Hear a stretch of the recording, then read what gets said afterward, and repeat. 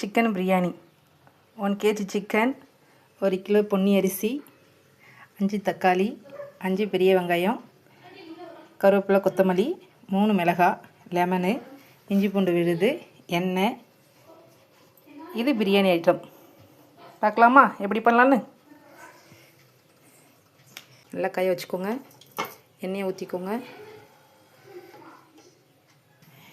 எண்ணெயை நல்லா காய வச்சுக்கணும். இப்போ இதெல்லாம் கட்டிக்கோங்க.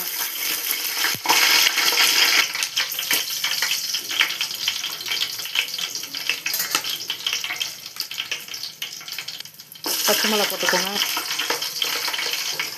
வெங்காயம் ஆட் பண்ணிக்கோங்க.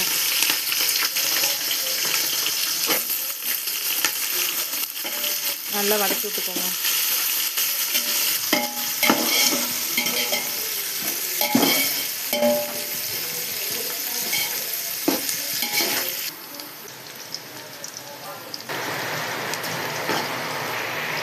வெங்காயம் நல்லா வதங்கி வந்துருச்சு.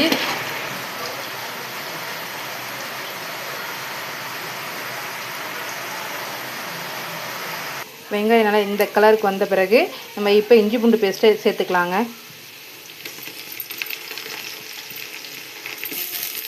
சேர்த்துட்டு நல்லா கிண்டி கொடுத்துக்கோங்க.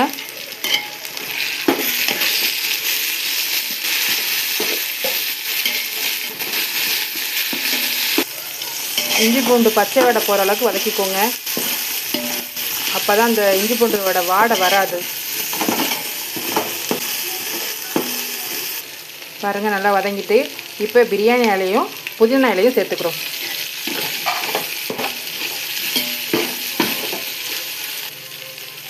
கூட தக்காளி சேர்த்துக்கிறோங்க. தக்காளி சேர்த்து நல்லா வதக்கி விட்டுக்கலாம். உப்பு சேர்த்துக்கலாங்க. இப்போது உப்பு சேர்த்தா அடி பிடிக்காது. இன்னொன்று சீக்கிரம் வெந்துடும். தக்காளி நல்லா மசிஞ்சாதாங்க டேஸ்ட்டாக இருக்கும். சேர்த்து நல்லா வதக்கிக்கோங்க. பாருங்கள், தக்காளி நல்லா வெந்துருச்சு. இப்போ கொஞ்சம் தயிர் சேர்த்துக்கலாம். இப்போ மசாலா சேர்த்துக்கலாங்க. நான் இன்றைக்கி கடலை பவுட்ரு தான் யூஸ் பண்ணியிருக்கேன். நல்லா கிண்டிக்கோங்க.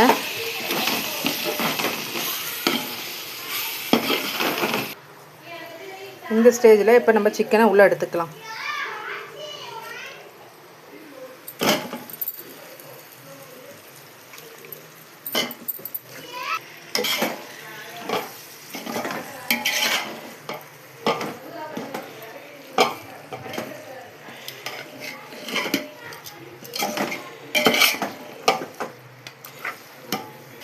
இந்த மாதிரி நல்லா கிண்டி கொடுத்துக்கோங்க. கிண்டி கொடுத்துட்டு தண்ணி கொஞ்சம் லைட்டாக வேக விட்டு தண்ணி சேர்த்துக்கோங்க.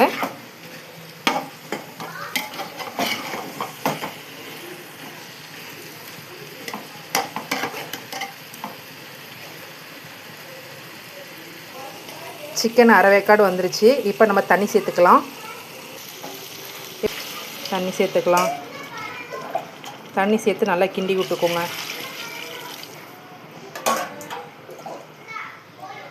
அவ்வளோதான். தண்ணி கொதிச்சோன்னா அரிசியை போட வேண்டியதான்.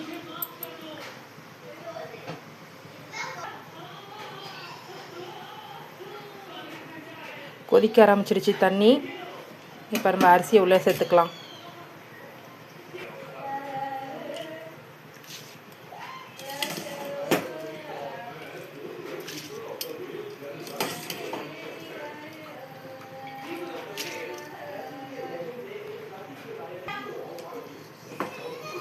நல்லா கிண்டி விட்டுக்கோங்க. அரிசியை உள்ளே போட்டுட்டு நல்லா கிண்டி விட்டுக்கோங்க. கிண்டி விட்டுட்டு மூடிடுவாங்க.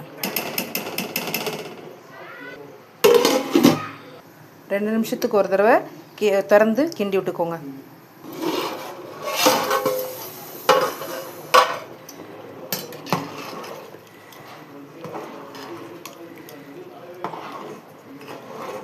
ரெண்டு நிமிஷம் கழிச்சு கிண்டி கொடுத்துக்கோங்க.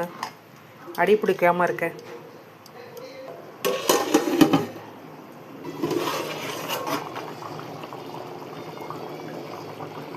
பாருங்கள், ஓரளவுக்கு வந்து கிண்டி கொடுத்துக்கோங்க.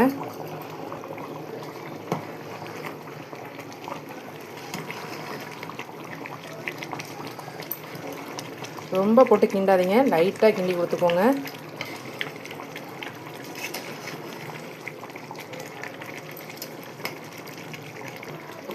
இந்த ஸ்டேஜ் வரும்போது அடிக்கடி கிண்டி கொடுத்துக்கோங்க. ஆனால் லைட்டாக கிண்டி கொடுக்கணும், ரொம்ப அரிசி உடையாத அளவுக்கு.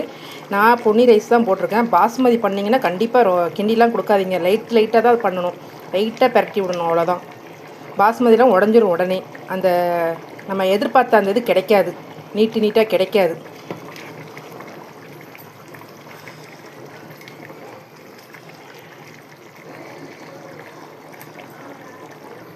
சாப்பாடு தம் போடுற ஸ்டேஜுக்கு வந்துடுச்சு. நான் பக்கத்துலேயே ஒரு தோசைக்கல் வச்சுருக்கேன் தம் போட. இது தம் போடுறதுக்குனே வச்சுருக்கேன் தோசைக்கல். இதை நல்லா காய வச்சுக்கோங்க. காய வச்சுக்கிட்டு சாப்பாடை வச்ச பிறகு ஸ்லோவில் வச்சு ஒரு 20 நிமிஷம் வரைக்கும் விடுங்க. சாப்பாடு தம் போடுற ஸ்டேஜுக்கு வந்துட்டு இந்த ஸ்டேஜில் நீங்கள் லைட்டாக அந்த சாறு எடுத்து கையில் ஊற்றி பாருங்கள், டேஸ்ட் பண்ணி பாருங்கள். புளிப்பு உப்பு இதாமல் கம்மியாக இருந்துச்சுன்னா நீங்கள் ஆட் பண்ணிக்கலாம். சேர்த்து கிண்டி விட்டு கொஞ்சம் நேரம் விட்டு நீங்கள் தம் போட்டுக்கலாம். புளிப்பு கம்மியாக இருந்துச்சுன்னா லெமன் ஊற்றிக்கோங்க.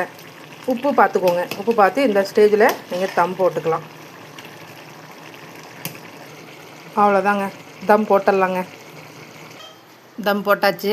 தோசைக்கல் மேலே ஸ்லோவில் வச்சாச்சு பாத்திரத்தை. அவ்வளோதாங்க. இது மேலே கொஞ்சம் வெயிட்டான பொருள் ஏதாவது இருந்தால், பாத்திரம் தண்ணி ஏதாவது தூக்கி மேலே வச்சுக்கோங்க. ஒரு 20 நிமிஷம் விடுங்க. 20 நிமிஷத்துக்கு அப்புறம் பாருங்கள், சூப்பரான பிரியாணி ரெடி.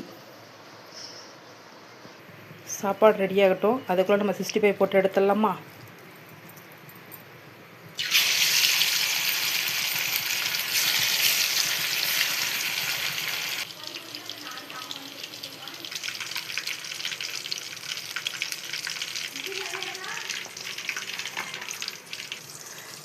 ரெடி ஆகிடுச்சு. சாப்பாடு என்னாச்சுன்னு பார்க்கலாமா? 20 நிமிஷம் ஆகிடுச்சு. அடுப்பை ஆஃப் பண்ணிக்கலாம். ஆஃப் பண்ணிவிட்டு பார்க்கலாமா?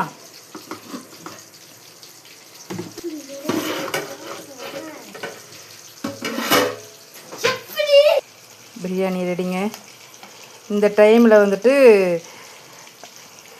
நெய் ஊற்றி கிண்டிக்கலாங்க. எங்கள் வீட்டில் உள்ளவங்களுக்கு ஒரு சிலருக்கு நெய் பிடிக்கிறதுனால நான் ஸ்கிப் பண்ணிட்டேன். உங்களுக்கு நெய் பிடிக்குன்னா கண்டிப்பாக சேர்த்துக்கோங்க. டேஸ்ட்டாகவும் இருக்கும், நல்லா வாடையாகவும் இருக்கும். பிரியாணி ரெடிங்க. Sunday special biryani ready. வாங்க சாப்பிடலாம். தேங்க்யூ ஃபார் வாட்சிங்.